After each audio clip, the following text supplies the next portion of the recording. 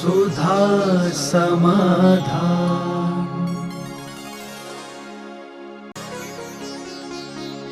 नमोस्तु गुरुदेव। अभिमान और आत्मविश्वास में क्या अंतर है? अभिमान अपनी कमजोरी का प्रदर्शन करता है और आत्मविश्वास हमारी शक्ति का प्रदर्शन करता है।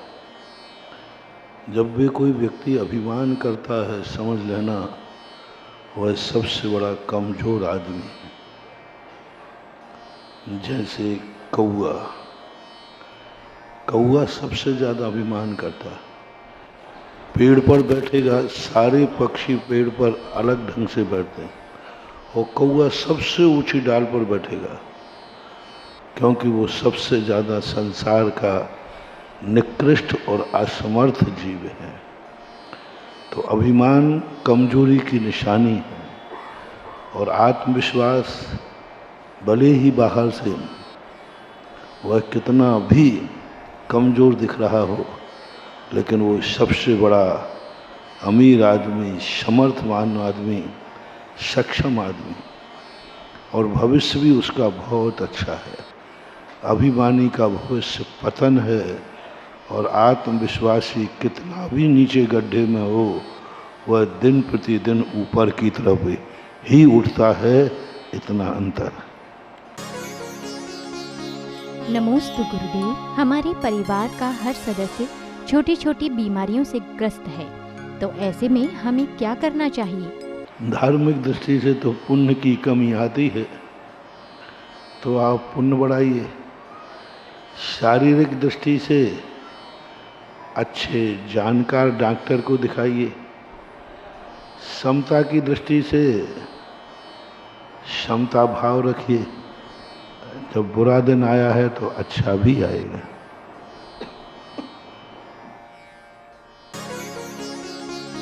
नमोस्तु गुरुदेव। चातुर्मास स्थापना में हमें कैसी व्यवस्था बनानी चाहिए जिससे कि बाहर से आए अतिथि उस व्यवस्था को हमेशा याद रखें? ये व्यवस्थाएं तो आपकी खुद की व्यवस्थाओं के संबंध में समर्पण सबसे बड़ी बात है। उत्साह का अर्थ होता है समर्पण। समर्पण का अर्थ है उपलब्धि, कि हमें सबसे ज़्यादा चतुर्मास में कितना अपने आप को उपलब्ध कर सकते हैं। हमने क्या पाया, क्या परिवर्तन हुआ, क्या हमारे मानसिक, क्या हमारी पारिवारिक, क्या हमारी जिंदगी में कुछ ऐसा परिवर्तन हुआ है जिस पर हम गर्व कर सकें, जिस पर हमें गर्व हो कि यदि ये चतुर्मास नहीं होता तो मेरी ज़िंदगी में ये परिवर्तन नहीं आता, और जो परिवर्तन आया है उस पर मुझे गर्व है। समर्पण की परिभाषा का अर्थ है समर्पण नहीं, समर्पण का अर्थ है उपलब्धि। किसी भी वस्तु से हम कितनी उपलब्धि प्राप्त कर पाए। उपलब्धि का अर्थ उससे छूटना नहीं, छीनना नहीं। उपलब्धि का अर्थ है हम अपने अंदर छुपी हुई कितनी शक्तियाँ जागृत कर पाए। हम इस जलते हुए दीपक से अपना बुझा हुआ दीपक कितनी देर के लिए जला पाए, ये उपलब्धि होती है। तो चतुर्मास चिरस्थायी स्मृति, दुनिया की स्मृति में चतुर्मास बनाने की अपेक्षा स्वयं के लिए चतुर्मास स्मृति बन जाए, यह सबसे बड़ी उपलब्धि है। दुनिया के लिए स्मृति बनाओगे तुम नहीं, ज़्यादा टिक नहीं पाओगे। आजकल कंपटीशन का जमाना है, कंपटीशन का जमाना है। तुम कहो कि इतने लाख श्रीफल चढ़े, कंपटीशन है, अगली साल दूसरा व्यक्ति कहेगा आने दो महाराज को, कंपटीशन का। लेकिन स्वयं के लिए स्मृति बन जाए, चाहे कोई भी सदनिमित्त हो, वह स्वयं के लिए ऐसी स्मृति मरे। जब कोई तुम्हारी कोई प्रशंसा करे, जब कोई तुम्हें अच्छा कहे, उस समय तुम्हें मस्तक तुम्हारा गर्व से उठना चाहिए। ये जो आज हमारी चारों तरफ प्रशंसा हो रही है, आज जो सब लोग मुझे अच्छा कह रहे हैं, परिवार के लोग अच्छा कह रहे हैं, मालूम, ये मेरे लिए चतुर्मास की स्मृति है। तो वो है अपने लिए स्मृति। और ऐसे ही सब व्यक्ति छोड़ लेंगे और पूरे आगरा में हर व्यक्ति अपनी कोई स्मृति ले लेगा तो चतुर्मास सारे जगत में वैसे ही प्रसिद्ध हो जाएगा। नमोस्तु गुरुदेव। बड़े बाबा की पीठ के पीछे जो आकृतियां बनी हुई हैं वो किसका प्रतीक हैं? ये अब जब राष्ट्रपति बैठता है तो उसके पीछे 2 ब्लैक कमांडो खड़े रहते हैं।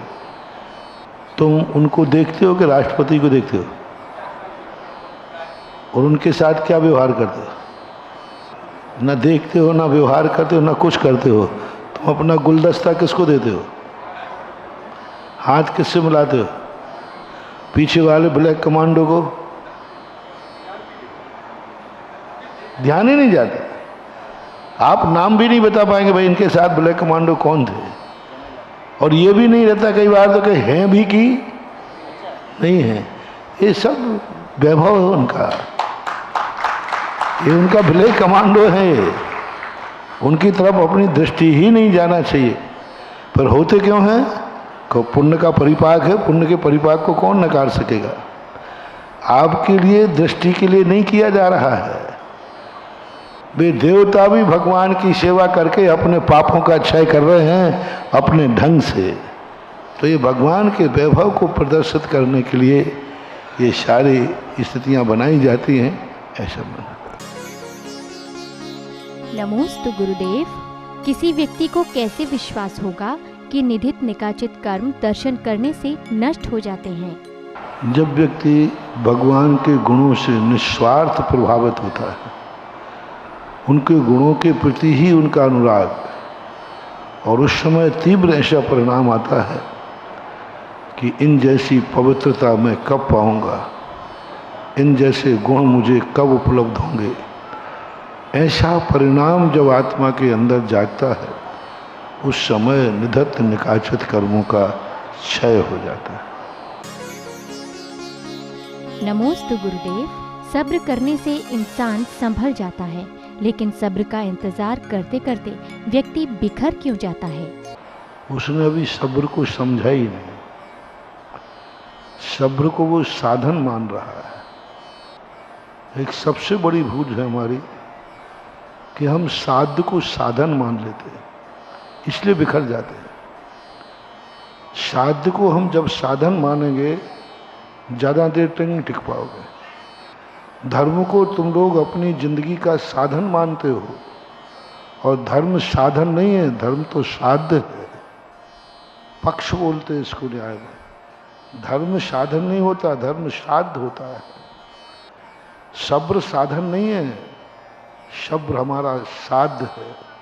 क्षमता हमारी जिंदगी का साधन नहीं है, क्षमता हमारा साध्य है। जितने भी धर्म हम करते हैं इनको साधन बना लेता है। मिथ्या दृष्टि, अज्ञानी धर्म को साधन बनाता है, सम्यक दृष्टि धर्म को साध्य बनाता है। और साध्य हमें धन दौलत से, धर्म साधना है, धर्म से धन दौलत को नहीं साधना, बस इतनी अंतर है। मिथ्या दृष्टि क्या करता है? धर्म से संसार को साधता है, धर्म से धन चाहने की भाव करता है, धर्म से संसार बढ़ाने की भाव करता है, धर्म को साधन बना लेता है। जैसे रावण ने अपनी जिंदगी के लिए अपने सारे सुखों को, सांसारिक सुखों की प्राप्ति के लिए धर्म को साधन बनाया, भगवान को साधन बनाया, नमोकार मंत्र को साधन बनाया। ये साधन है। और सम्यक दृष्टि इनको साधन नहीं बनाता, भगवान को साधन नहीं बनाता, भगवान को साध्य बनाता है। मुझे भी भगवान बनना है। वह जितनी भी धर्म की क्रियाएं साध्य बनाओ, धर्म को साधन बनाओगे, उस साधन से सिद्धि नहीं होगी, तुम बिखर जाओगे। क्यों टूट जाती है तुम्हारी श्रद्धा? क्यों बंद हो जाती हैं पूजाएं? क्यों तुम धर्म करते करते धर्म से आकुलित हो जाते हो? क्यों बोर हो जाते हो धर्म से? क्योंकि तुमने धर्म को साधन बनाया है। भक्तांबर को साधन मत बनाओ। भक्तांबर को साध बना लो, तुम भक्तांबर से कभी नहीं उबोगे, दिन दूना रात चौगुना बनता है। मंदिर हमारा साध है, मंदिर हमारा लक्ष्य है, क्षमता भाव मेरा लक्ष्य है, क्षमता भाव मेरा लक्ष्य है। और जब लक्ष्य है तो लक्ष्य को पाने में व्यक्ति ऊबता नहीं है, बल्कि उसे पाने का पुरुषार्थ जागता है। इसलिए बिखरने का लोगों ने क्षमता सब्र को, ठीक है आज मैं सब्र रखे रहता हूँ, लेकिन ध्यान रखना मेरे सब्रता से कल सामने वाला व्यक्ति क्षमा मांगना चाहिए, कल सामने वाले व्यक्ति के जो गड़बड़ है वो ठीक होना चाहिए। आज मैं सब्र लगे, यानी तुमने सब्र को साधन बना लिया। और साध बनाओ, दुनिया का कार्य होवे या नहीं होवे, हम तो सब्र रखेंगे, क्योंकि यह मेरा साध्य है, स्वभाव है, ऐसा। नमोस्तु गुरुदेव। आगम के अनुसार जाति स्मरण का क्या अर्थ होता है? जाति का अर्थ होता है सामान, स्मरण का अर्थ होता है याददाश्त। जिस भाव में तुम हो इसी संबंधी, भाव संबंधी, क्योंकि तुम इस भाव में हो, भाव संबंधी ही तुम इसी जाति के संबंध में जानना चाहते हो, तो उसका स्मरण हो जाता है। और किसी का नहीं होगा, मोक्ष का स्मरण नहीं होगा, केवल ज्ञान का स्मरण नहीं होगा। मात्र जो तुम्हारे भाव अभी वर्तमान में हो, इसी जाति के, कल के और भविष्य के भवों को जानने का नाम जाति स्मरण कहलाता है। 3 आदि के और 3 भविष्य के, अतीत के और वर्तमान के 7 भवों के संबंध में, जाति स्मरण के संबंध में उल्लेख मिलता है। शास्त्रों में प्रथमान युग में यदा कदा जाति स्मरण के उल्लेख पाए गए। भरत जो थे, रामचंद्र जी के भाई भरत, एक त्रिलोक मंडल हाथी था अयोध्या में, वह एक दिन बिखर गया। बिखरने के बाद किसी काबू में नहीं आया। जैसे ही भरत सामने आ रहे थे, उनको देखकर वो शांत हो गया, जाति स्मरण हो गया, पूर्व भव का वह उसके संबंधी थे। ऐसे और भी उल्लेख मिलते हैं। नमोस्तु गुरुदेव। सफेद दाग वाले व्यक्ति क्या मंदिर में पूजा अभिषेक कर सकते हैं? इसके संबंध में 2 बातें विचारनी है। पहला तो आहार दान के लिए तो नाम लेकर के निषेध किया है मूलाचार के अंदर। अभिषेक पूजन के संबंध में, व्यवस्थाओं के संबंध में, क्योंकि ये छुआछूत की बीमारी तो है नहीं, संक्रमित बीमारी नहीं है। ये क्या होता है कि चमड़ी के अंदर जो ब्लड सर्कुलन होता है वो ठीक से न होने पर इस प्रकार की स्थितियां बन जाती हैं। तो इनके लिए तो एक ही बात है कि वहाँ की व्यवस्था देख करके, सामाजिक व्यवस्थाएं देख करके, और ज़्यादा यदि विवाद का विषय है तो नहीं करे तो अच्छा है, लेकिन कई स्थानों पर सामाजिक कोई ऐतराज़ नहीं है तो आगम में निषेध न होने से हम उसका निषेध नहीं करेंगे। और मैंने इसको पूर्ण किया, ये संक्रमित बीमारी नहीं है, इससे संक्रमित कुछ नहीं होता। ज़्यादातर ये बीमारी दूधल खाते हैं, दूध के साथ नमक का, तेल का संयोग बन जाता है, तो इससे ज़्यादा, सबसे ज़्यादा बीमारी गुजरात में होती है, क्योंकि गुजरात में लोग ज़्यादातर दूधल खाते हैं, दूध के साथ, दही के साथ, दालों का खाना, हाँ खमण है आदि है, ये दूध दही के साथ खाना, उसमें नमक का, सबसे बड़ी चीज़ है दूध के साथ नमक का प्रयोग बड़ा निषेध किया जाता है। तो इन सब चीज़ों के कारण होते हैं, तो अब इसको व्यवस्था के अनुसार कर लेना चाहिए। नमोस्तु गुरुदेव। आहार में महाराज श्री का चीनी का त्याग होता है।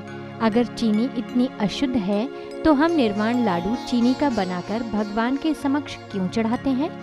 नहीं लेना अशुद्धि का कारण नहीं है, त्याग का कारण।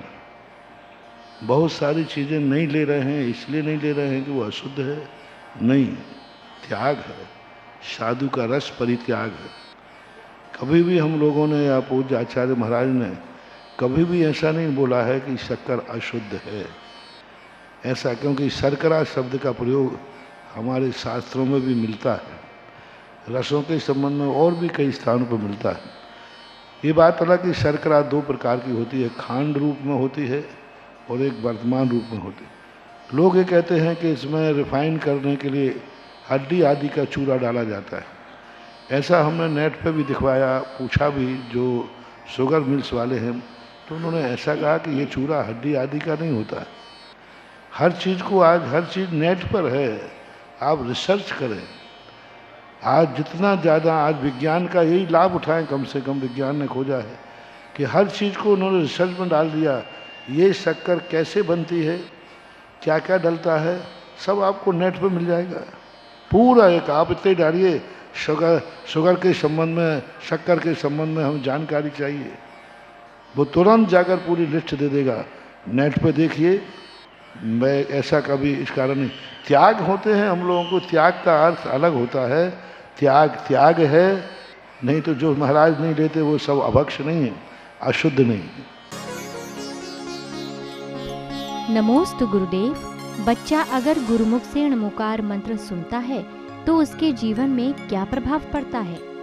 क्योंकि कभी भी वो गुरु मुख से यदि कोई चीज़ सुनता है और उसको वो तद्रूप कर लेता है तो बराबर उस मंत्र की शक्तियाँ बढ़ जाती हैं। एक शक्ति स्वयं जपता है और एक गुरु मुख से सुनता है, इसमें बहुत अंतर होता है। वही नमोकार मंत्र व्यक्ति स्वयं पढ़ रहा है और वही नमोकार मंत्र गुरु पढ़े और उसको दोहरा रहा है, तो उस मंत्र की शक्ति बहुत ज़्यादा बढ़ी हुई रहती है। क्योंकि गुरु के मुख से जो नमोकार मंत्र निकलेगा वो एनर्जिस्ट होगा, क्योंकि वो उनकी साधना, उनके आत्मा की पर्याय से प्रकट हो रहा है। जैसे सूर्य मंत्र है, किताब में लिखा रहता है, कोई भी पढ़ करके दे दे, नहीं, वो जब उन किसी महान पुरुष के हाथ मुँह से निकलता है तो वही मंत्र पावरफुल होता है। जैन दर्शन में वचन की प्रमाणता नहीं है, वक्ता की प्रमाणता है। वक्ता की प्रमाणिक है तो वचन अपने आप प्रमाणित हो जाते हैं। ऐसा सुधा समाधान।